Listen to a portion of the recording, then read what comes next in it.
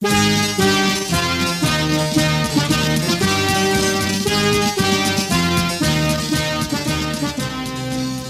گەورەکە. ماڵێک لە ڕێحانە هەمیشە مانگ بەخۆ باوەشێ تریفەی سەوزەوە لە ئاسمانەکەی ئەجریبێنێ و تروسکەیەگە خاتە سەر مێژوو. ماڵێک هەمیشە ئاسمانەکەی پڕ لە گەواڵە هەورە و ئەبێتە شیعری باران و بەسەر کێڵگەی جووتیارانە داکا. ئەبێتە پێشمەرگەی باران و بەسەر توولەڕێ و گوێسوانەی گوندەکانە داکا. بەسەر دوند و ڕەوەز و کانیاوەکانە داکا. بەسەر قەرسیلی سەوزی پێدەشتەکانی گەرمیانە داکا. داکاوە بێتە گزنگ و بەتەنیشت باوە گوڕگوڕە لە بناری چیای حەمرینە شیعری شەهیددا گرسێنێ. هەر لەوێ بناغەی حرفی کوردی و گوڵی کوردی و مێژووی کوردی و سنووری کوردی بە جامانەی خوێناوی و تاقموتفەنگی شەهیدانە نەخشێنێ. ماڵێک هەمیشە ئاسمانەکەی پڕە لە هەوری ڕووخۆش و لێوتەڕ و پرچسپی و جوان کە سپێدەی قەندی لە بینن داکەن خۆشیش ناکەنەوە هەتا حوزەیران. هەتا لە پەنجەرە تەڵەق کردووەکەی ماڵە هەژاران چرایەگە بین و لەوێ بە ڕووناکی پەنجەکانی شۆڕبۆوەی ناو قوڵفێکی سێداران و سێ ئەم ماڵە ماڵە گەورەکەی کوردستانە. ئەم ماڵە ماڵی هەمووانە. ئەم ماڵە ماڵە سەوزەکەی یەکێتی نیشتیمانی کوردستانە. ماڵێک سەردەمانێ پڕ لە چرپە بوو. کانیا و شەپۆلی بە نوێنەری خۆیە نارد. بە فڕێواس نوێنەری بوو. شار کۆڵانە پڕشیعارەکانیە نارد. شەقام شۆستە و درەخت گەڵا و دایکیش جگەر سۆزەکەی خۆیە نارد. هەتا چرپەیان کرد بە مەفرەزە و مەفرەزەش بە تیپ و تیپیش بە هەموو کوردستان. کوردستانیش دڵی خۆی بە نوێنەردایە دەست ماڵە سەوزەکەی نیشتیمان. ماڵێک هەمیشە پرچی زیبینی خۆر بەسەر بە ڕەشڕەکەیدا پەخشانە. هەمیشە چراخانە. هەمیشە ئومێدی ئازادی و ژیانە. هەمیشە ڕێگای سەرفرازی کوردستانە. ئەم ماڵە بۆنی جاترەی دەم جۆگەلەی خوڕەخوڕکەری دەم تریفەیە. بۆنی عەتری پرچی ژێر جامانەی ڕێخستنێکی تازە پێگەیشتووی سەرەتای ڕێگەیە. بۆنی مێخەکبەنی سەر لەچکەسپیەکەی دایکی پێشمەرگەیە. بۆنی کیژە نازدارە شەڕواڵ لە پێکانی ئەو چاوگەیە. بۆنی گەڵای وشکەڵاتووی داربەڕووی سەرکەپرێکی مەقەڕی قەڵەمی چەراوگەیە. سەرەتا ئەم ماڵە نەخشە ڕێگای تفەنگێکی ژەنگاوی بێکەس بوو. نامەی بەتی پێچراوی شام و ژوورێکی نەنووستووی ماندووی بەیروت بوو. نەخشە ڕێگای بنار و پێدەشت و بەگژارچوونەوەی شمشێری جەهالەت بوو. نەخشە ڕێگای خۆر بوو. بەخوا خۆر بوو. نەخشە ڕێگای هەنگاوی یەکەمی پاتە قوڕاویەکان بوو. ماڵی دەوەنە ڕەنگ زەردەکان بوو. ماڵی گەنج بوو. ماڵی ڕەنج بوو. ماڵی ئەوڵ مەفرەزەی سەرموسەلەحەکانی شارە زوور بوو. ماڵی گوڵە بەڕۆژەکانی بەردەم کوختەکەی حەزرەتی نالی بوو. ماڵی ڕەشوسپی و ڕەنگاوڕەنگ و لە ئاخیریشە چەپکە ڕەنگ و گوڵ بوو. ئێستا ماڵە سنووری سەر تاسەری کوردستانە. ئێستاژە ماڵە درەختە داربەڕووە کانیاوە قیژە قیژی مناڵانی گوندەکانە. ئێستاژە ماڵە ماڵی خۆر و ماڵی مانگ و ماڵی جریوەی ئەستێرەکانە. ئای ماڵە گەورەکە. دیوارەکانت هەمووی ناوی هەڵکۆڕاوی قورگی پڕ لە سرودی ژێرپەتی سێدارەیە. عینوانی ناو زیندان و هەیئەکانە. ماچی سەرشیشی مۆهاجەهەی دایک و خوشکانە. ئای ماڵە گەورەکە. خشتەکانت وێنەی شەهیدێکی بنبەردێکی چیاکانە. وێنەی شەهیدێکی بە پێوەوەستا و شەهیدێکی سپرای بەدەستی قەت دیوارە. شەهیدێکی ناو کۆڵانی پاش چالاکیەکی سەرمەڵگای دوژمنانە. مناڵێکی چاوپڕبووەی ژنێک بە گریانەوە تاساوە. گەڕەک تەعزیەی داناوە. شاریش سبەینێ بێ بە خەبەری ناو دایرە و مەیانی کرێکاران و قوتابخانە. ئای ماڵە گەورەکە.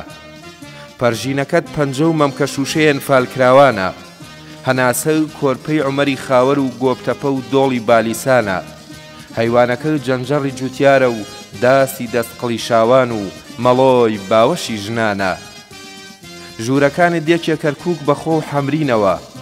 یەکێ هەتا سەرزەیتایە بە کانیاوی شیرینەوە، یەکێکی تر هەولێر بەخۆ و قەڵای دێرینەوە، ژوورێکی تر ماڵە گەورەکە دۆهۆک و بادینانە بەگارا و مەتینەوە، ژوورێکی تر پڕە لە مووسڵ و کفری و بە هەموو ئاین و دینەوە. ئێستا ماڵە گەورەکە سیخناخی لە کوردستان پڕپڕی لە ئومێدی مناڵ و گەنج و پیران. ئەم ماڵە گەورەیە ئەم یەکێتی حەیاتە یاران، ماڵی گەرم و گوڕی دایکی شەهیدانە، ماڵی جوتیار و ڕەنجدەر و زەحمەت کێشانە، ماڵی فەقیر و کەم دەرامەت و هەژارانە، ماڵی ژنە، ماڵی کەنیشکە نازدارەکانە، ماڵی سەرتۆپی گەنجە سەربەرزەکانە، ماڵی ئەندازیار و خوێندکار و کاسبکار و کرێکارانە، ماڵی حەماڵ و کۆڵ هەڵگر و پیشەوەر و کارگەرانە، ماڵی منێکی مامۆستایە، ماڵی خوێندکارانە، لە باخچەی ساوایانەوە هەتا زانکۆکانە، ماڵی پزیشک و پارێزەران و فەڕاش و ژینگە پارێزانە، ماڵی خانەنشین و ماڵی فەرمانبەرانە، ماڵی منە، ماڵی تۆیە، ئەم ماڵە ماڵی هەموو کوردستانە. ئەم ماڵە ماڵی پڕمێر و ماڵی پرسۆزی ئەنفالکرا و کیمیاباران کراوانە، ماڵی سەرتۆپی نەتەوەی کووردە، ماڵی پڕ لە باوەشی مەسیحی و هی یەزیدی و مسڵمان و کاکەییە، ماڵی هەموو دین و دیانەتەکانە. ماڵە گەورەکەی یەکێتی یاران، ماڵی هەموو تیرە و ئێلی پێکاتەکانە، ماڵی لاوکە، ماڵی هۆرەیە، ماڵی قەتار و وەڵاوەیسی و ماڵی حەیرانە، ماڵی کەواو سەڵتە و شاڵی جوان و مراخانی و کورتەک و شەرواڵ و ماڵی ستارخانی و کەلەپوری کوردانە. ئەم ماڵەی یەکێتی هاوڕێیان، ئەم ماڵەی یەکێتی یاران، ماڵی کەمەندام و کورتە باڵا و نابینایانە، ماڵی دوێنێ بوو، ماڵی ئەمڕۆشە، ماڵی سبەینەی هەمووانە، ماڵی دواڕۆژی پرشنگداری کوردستانە. ماڵە گەورەکەی یەکێتی یاران، ماڵی شۆڕشی نوێ و بیری نوێ و پێگەیاندنی هەزاران شۆڕژگێر و ڕەنجدەری بیر و قەڵەمی ئازاد و مێژوو ژیانە، ماڵی ڕۆژنامە نووسان و هونەرمەندان و نووسەران و مێژوو نووسان و شاعیرانە.